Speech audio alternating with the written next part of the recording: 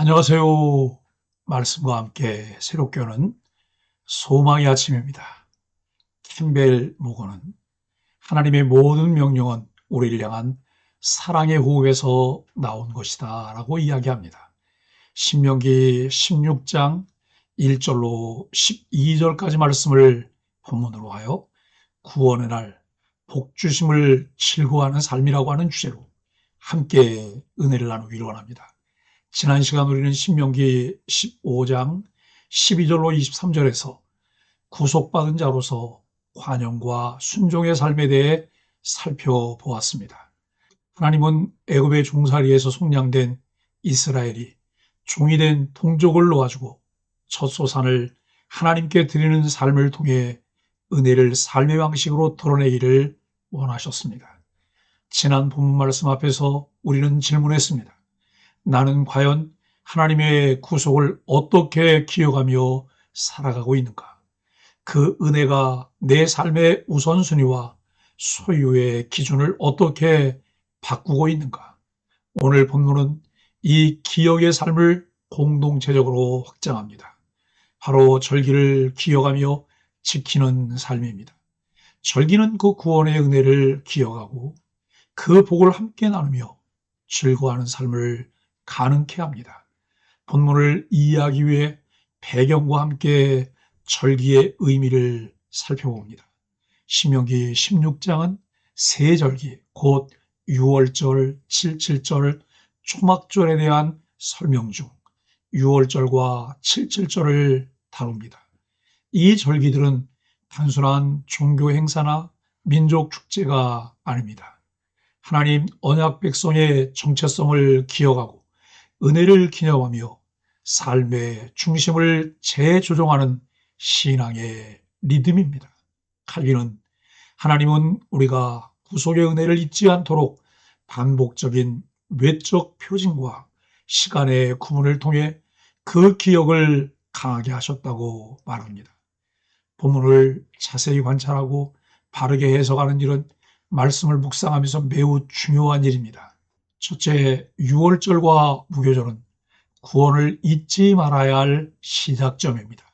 유월절은 출애굽 사건의 결정적 순간을 기념하는 절기입니다.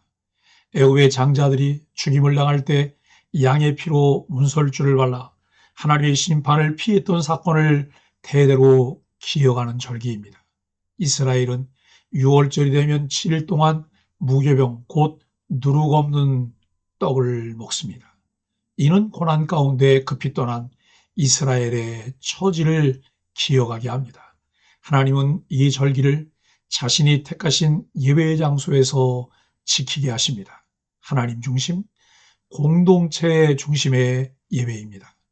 나는 복음을 어떻게 기억하고 살아가고 있는가? 예수님의 십자가 은혜를 기억하고 기뻐하는 습관을 어떻게 세우고 있을까요? 둘째, 칠칠절은 감사와 나눔의 축제입니다. 칠칠절은 수확의 첫 열매를 드리고 하나님 앞에서 기쁨으로 예배하며 나누는 절기입니다. 보리를 수확한 날부터 7주인 50일을 세워 칠칠절 오순절을 지킵니다.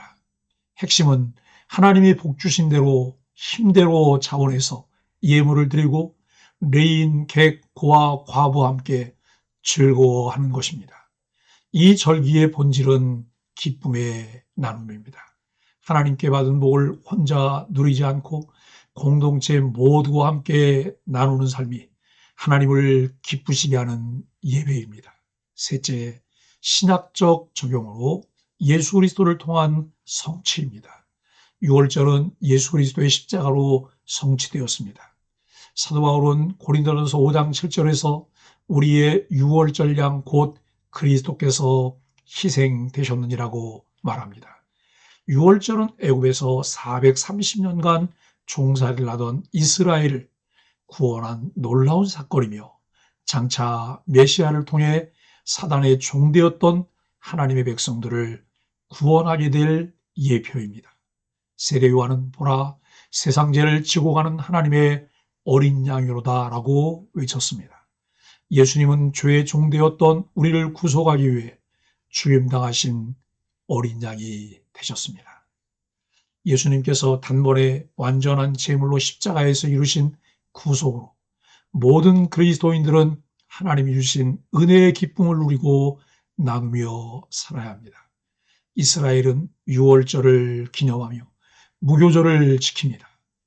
무교절에 누룩 없는 떡처럼 우리의 삶 속에서도 옛 죄악과 습관의 누룩을 버리고 거룩한 삶으로 하나님을 예배해야 합니다. 7.7절은 오순절 성령 강림 사건으로 성취됩니다. 성령님은 예수님의 구속을 마음 깊이 체험케 하시고 받은 은혜를 세상과 나누는 선교적 삶으로 우리를 이끄십니다.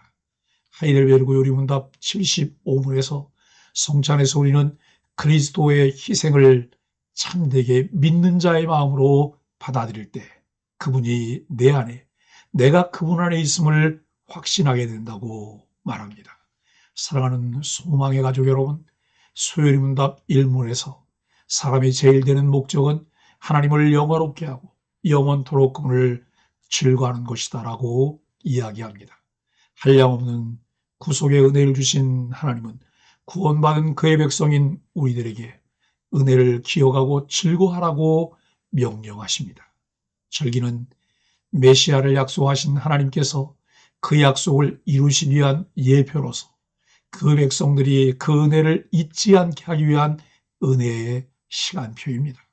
나는 어떻게 하나님의 은혜를 기억하고 있을까요?